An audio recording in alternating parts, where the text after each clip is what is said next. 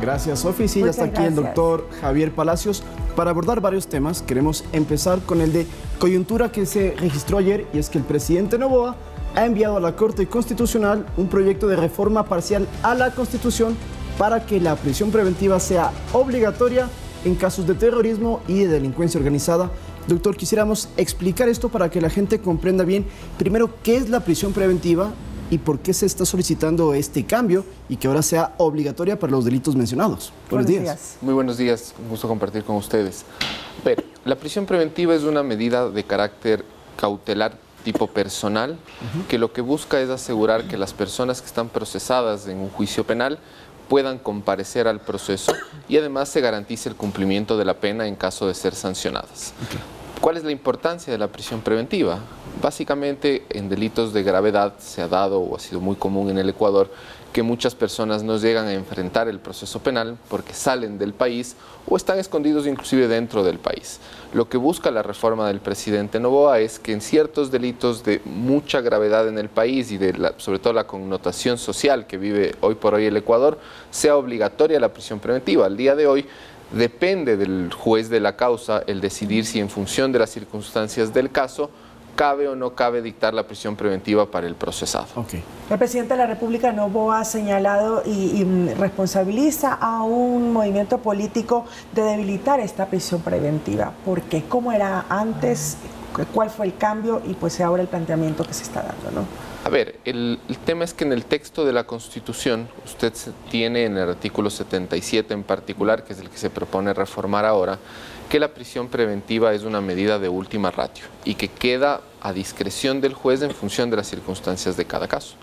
Y lo que el presidente dice es, en ciertos escenarios puntuales, esta medida cautelar tiene que ser obligatoria y no quedar a discreción de los jueces. Por ejemplo, hemos visto que se ha capturado a presuntas personas vinculadas ahorita con el crimen organizado, llega a la audiencia de formulación de cargos y inmediatamente son puestas en libertad. Así va la reforma, a ese sentido va la reforma. Obviamente puede haber una tensión, digamos, entre la necesidad de que la prisión preventiva sea de última instancia como una medida súper excepcional versus lo que ahora propone el presidente de la República, que es que en ciertos casos no sea de última instancia, sino sea obligatorio, no existe la posibilidad de otra medida. Y aclaremos algo, es cuando la persona ha sido procesada, que ya le formularon cargos, y en ese caso ya puede tener la prisión preventiva. No es que lo detienen directamente a la cárcel o mientras lo investigan. No, usted en materia penal, en el proceso penal, pueden detenerle a una persona con fines investigativos o a efectos de formularle cargos, pero únicamente cuando se formula cargos, cuando la Fiscalía formula cargos, allí se resuelve sobre la situación de la persona, entre ellas las medidas cautelares que puede ser la prisión preventiva. Y esto no tiene ninguna vulneración de derechos para las personas, entenderíamos así. No, en principio no, la persona tiene su derecho a la defensa. Hay una coalición en la reforma que plantea el presidente, eso sí, porque actualmente la Constitución dice que la prisión preventiva es de última ratio. Sí. Le corresponderá a la Corte Constitucional decidir si esta tensión que en efecto existe es o no es restrictiva de derechos. En mi opinión, la propuesta que manda el presidente de la República persigue un fin constitucionalmente válido, porque no señala que la prisión preventiva debe ser la regla o la obligatoriedad en todos los casos, sino le está circunscribiendo a ciertos delitos de gravedad, de los que además hemos visto que en el país, lamentablemente, crimen organizado, sicariatos, etcétera, llegan ante los jueces y los jueces no les dan la medida de prisión preventiva cuando habría correspondido en ese caso. Así que es totalmente viable entonces el planteamiento de esta reforma parcial por parte del presidente de la República. A mí me parece que es una reforma interesante y que persigue un fin constitucionalmente válido. Estará en manos de la Corte Constitucional el decidir si restringe o no restringe derechos. Si la Corte llega a la conclusión de que restringe derechos, no dará trámite a la reforma parcial, pero si la Corte señala que pese a la tensión que puede existir entre el debido proceso penal, da trámite, la reforma deberá tramitarse en la Asamblea. Cambiemos de tema y hablemos sobre este dictamen de la Corte Constitucional en el que señalan que 2 decretos del presidente pues están viables, me refiero al 500 y el 505, si mi memoria en este momento no falla.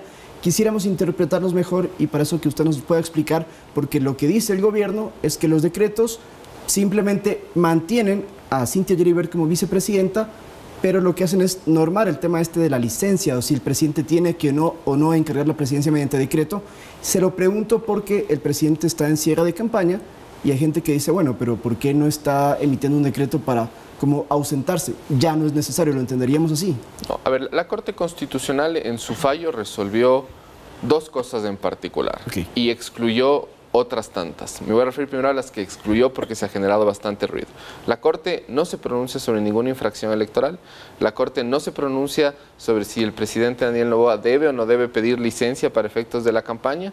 Y la Corte Constitucional tampoco se pronuncia sobre quién sería supuestamente el que ejerce el cargo de vicepresidente en funciones al día de hoy. Si no se pronuncia, significa que se mantiene en firme lo que está. Efectivamente, a eso iba. La Corte Constitucional sobre el decreto particular, el 494 y el 512, que se designó a Cynthia Gelibert como vicepresidenta de la República, la Corte no emitió pronunciamiento y no lo ha expulsado del ordenamiento jurídico. Por lo tanto, dichos decretos al día de hoy están vigentes, salvo que una autoridad judicial los expulse del ordenamiento jurídico, pero esto no ha ocurrido, están vigentes. Y en el caso ya de la fuerza mayor, que era el debate que tenía la Corte Constitucional, la Corte no se pronuncia sobre la fuerza mayor. La Corte dice: a mí no me corresponde pronunciarme sobre si las circunstancias que invoca el presidente Noboa constituyen o no constituyen causal de fuerza mayor. ¿Y por qué dice esto la Corte? Pues una razón lógica. Esto es una decisión de gobierno, es un acto de gobierno, no es un acto normativo sobre el cual la Corte Constitucional pueda emitir un pronunciamiento. Es decir, el presidente de la República tiene la facultad entonces de determinar la fuerza mayor para ausentarse, digamos, para tener licencia en algún momento, que lo determine así. En los términos de la sentencia de la Corte Constitucional se reconoce que esta es una decisión de gobierno del presidente de la República y que el presidente de la República lo que le recuerda a la Corte a título de una advertencia es que debe emplearlo de manera excepcional y cuando se configuren realmente las causales.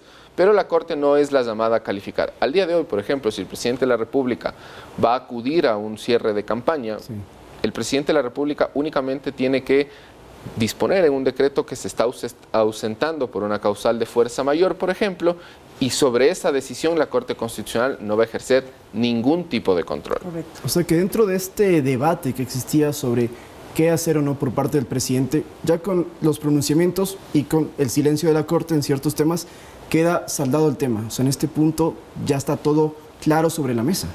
Pero yo creo que al día de hoy, con la decisión de la Corte Constitucional, no se aclaró nada en realidad, y lo que al menos sí queda sentado, digamos, es que el presidente de la República o la invocación de la causal de fuerza mayor no es susceptible de control de parte de la Corte y que dependerá del presidente de la República de su decisión si se ausenta por cualquiera de las causas constitucionalmente posibles. Pero perdón, Verónica Abad ya no podría entonces o no tendría dónde apelar a estas decisiones mediante decreto ejecutivo.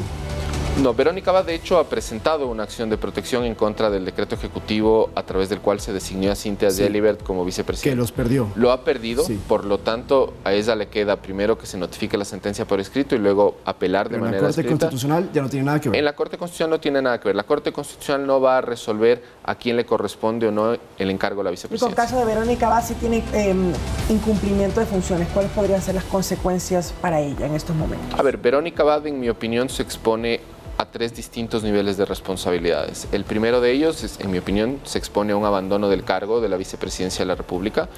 El problema de esta circunstancia es que para que se configure el abandono del cargo usted tiene un control jurídico de parte de la Corte Constitucional, pero el más conflictivo en este caso es el control político de parte de la Asamblea, que como están las cosas yo no creería que la Asamblea va a actuar de manera objetiva. El segundo nivel de responsabilidad, en mi opinión, es una responsabilidad a título administrativo, porque la Contraloría General del Estado podría iniciar un examen especial a las funciones de la vicepresidenta. Ella, por sí y ante sí, no puede decidir incumplir una orden del presidente de la República. Y finalmente, este no es el área de mi especialidad, pero inclusive podría exponerse a un tema penal, si es el caso, porque ella de manera renuente está negándose a cumplir con la disposición del presidente de la República.